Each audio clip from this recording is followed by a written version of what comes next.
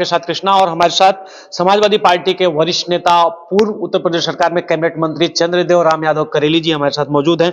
कल अंबेडकर जयंती थी और जिस तरह से उत्तर प्रदेश में लॉ एंड ऑर्डर की स्थिति है, चाहे प्रयागराज की घटना को उठा के देखा जाए, जिस तरह से दलित को जला के मार दिया गया और कई ऐसी जगहों पे अंबेडकर जी की मूर्ति को लेकर जो विरोध हुआ है, सर इन तमाम सारी घटनाओं को आप कैसे देखते हैं? मतलब ये सरकार जो है, कोई घटना होती है, सरकार अगर कार्रवाई नहीं करती है तो वो लॉ एंड ऑर्डर, इसी को कहते हैं ना कि लॉ एंड ऑर्डर ठीक नहीं है।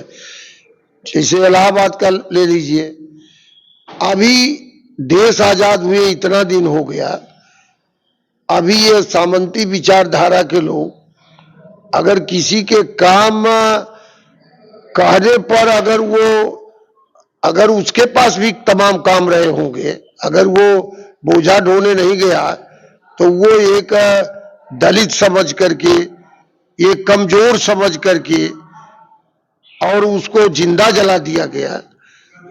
जो भी जलाने वाले हो, अगर सरकार उस पर कार्रवाई करती तो ये घटना नहीं होती। और ये सामंतवादियों की सरकार है और इसके मुख्यमंत्री खुद यही बात करते कराते हैं, मार देंगे, काट देंगे, मिटा देंगे।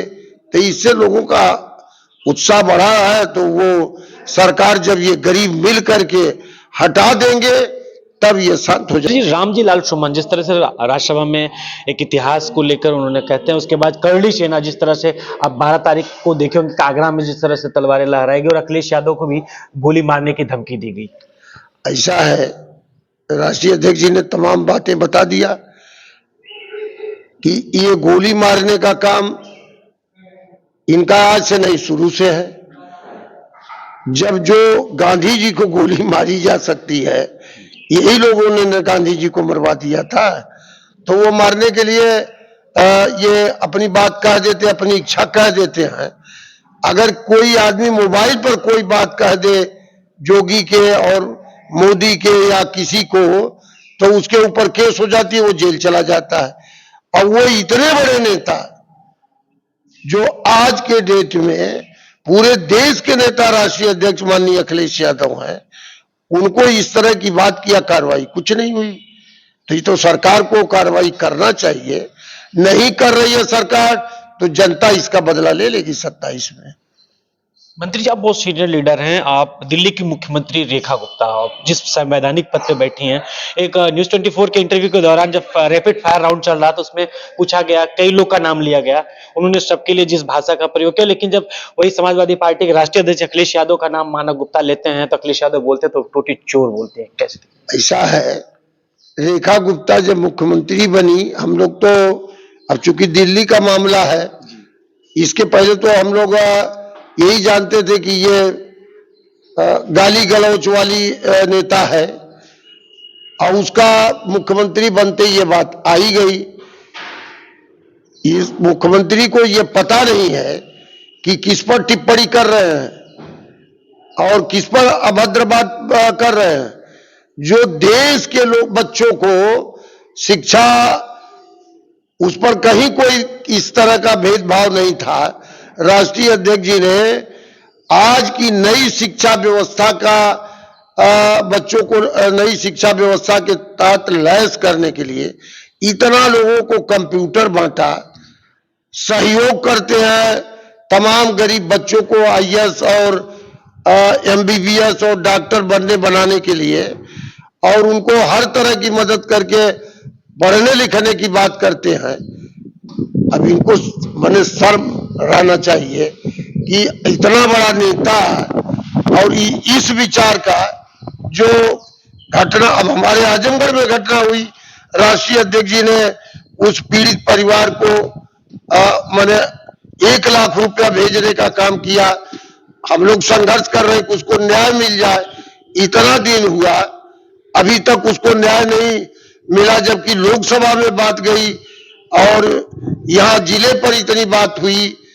तमाम लोगों ने इस मामले को उठाया, लेकिन आज तक उसको अभी पूरा न्याय नहीं मिला। मंत्री जी, आप लोग पीडीए का कार्यक्रम लगातार चला रहे हैं और बीजेपी भी पीडीए को लेकर आरोप लगाती है कि आप लोग पीडीए के तहत जातिवाद करते हैं। पीडीए क्या जातिवाद को आगे बढ़ा रहा है या सामाजिक न्याय को आगे ले जा रहा है? ऐसा है, ये देश का मालिक और देश को चलाने की जिम्मेदारी बाबा साहब ने जो एक व्यवस्था दिया, बताया, जो संविधान दिया, उसके तहत पीडीए को ही हक है देश का प्रधानमंत्री बनने का, देश के हर पद पर जाने के लिए, क्योंकि वोट से ही राजपाट चढ़ता है। तो वोट तो ज्यादा पीडीए का है। अगर 100 वोट पड़ता है तो उसमें 85 वोट तो पीडीए का पड़ता है।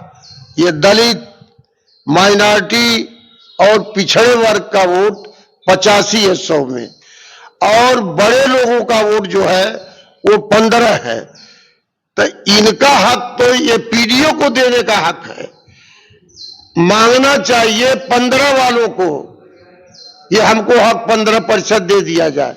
लेकिन इस देश की दुर्भाग्य है कि 15 वोट वालों से हमारे 85 के लोग मांगते हैं कि हमारा हक दे दीजिए।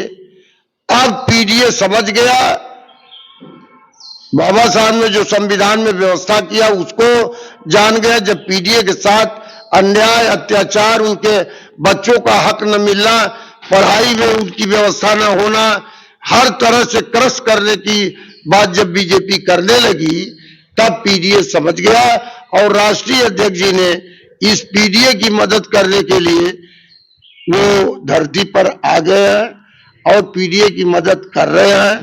पीडीए को हम लोग बता रहे हैं, उनके अधिकार के बारे में बता रहे हैं। आने वाले जमाने में अब की बार 27 में पीडीए अपना हक लेने के लिए पूरी तरह से बीजेपी को समाप्त कर देगा। बाबूजी, आखिरी सवाल, जिस तरह से 27 में पूर्वांचल समाजवादी पार्टी का गढ़ माना जाता है, और इस बार 27 में क्या स्थिति रहने वाली है? उससे ज्यादा अब की बार 27 में पूर्वांचल में जहां नहीं हम लोग जीते थे वहां भी अब की बार जीत जाएंगे। पूर्वांचल से पूरी की पूरी सीट माननीय राष्ट्रीय अध्यक्ष जी के झोली में जाएगी। अब की बार पूरा प्रदेश, आज जिसमें हमारा पूर्वांचल और बढ़ चढ़ करके हिस्सा ले रहा है, हर तरह से, चाहे वो हमारा दलित भाई हो, चाहे हमारा पिछड़े में अन्य जातियां, जितनी भी जातियां बनी है, ये पिछड़ा थोड़ा ना जाति बनाया है। आज इनको जात से बहुत ज्यादा परेशानी होती है, जात की बात करते हैं। ये जात बनाने का दोष पिछड़ों को है, ये दलित समाज बनाने का दलित ने बनाया। ये पिछड़े समाज में इतनी बंटवारा ये पिछड़े समाज ने किया, ये यही लोग तो किए। अब जब ये एक जगह हो रहा है तो इनको परेशानी हो रही है, अपना हक मांग रहा है। उनका हक होना चाहिए। राष्ट्रीय अध्यक्ष जी ने देश की पार्लियामेंट में जनगणना की बात कहा, जाति जनगणना क्यों नहीं बीजेपी कराती जाति जनगणना, और बता दे कि इस जात की संख्या इतनी है, इतनी हिस्सेदारी इसकी बनती है इस देश में। आप लोग को मौका मिलेगा तो उत्तर प्रदेश में जाति जनगणना बिल्कुल करेंगे? होगी। वो तो हमारे नेता पहले नंबर पर रखे हैं। ये इस धरती पर 3 ही नेता आए, परम पूज्य डॉक्टर भीमराव अंबेडकर जी, मान्यवर काशीराम साहब, और आज के समय राष्ट्रीय अध्यक्ष अखिलेश जी। ये तीनों नारा दिए कि जितनी जिसकी संख्या भारी उतनी उसकी हिस्सेदारी। तो जाति जनगणना राष्ट्रीय अध्यक्ष जी इसी से कराना चाहते हैं कि पता चल जाए कि इस प्रदेश और देश में किस जात की कितनी हिस्सेदारी है। वो तो सबका देना चाहते हैं, वो दलित समाज का देना चाहते हैं, पिछड़े समाज का देना चाहते हैं, हमारे माइनॉरिटी का देना चाहते हैं, और अगड़े समाज का भी देना चाहते हैं।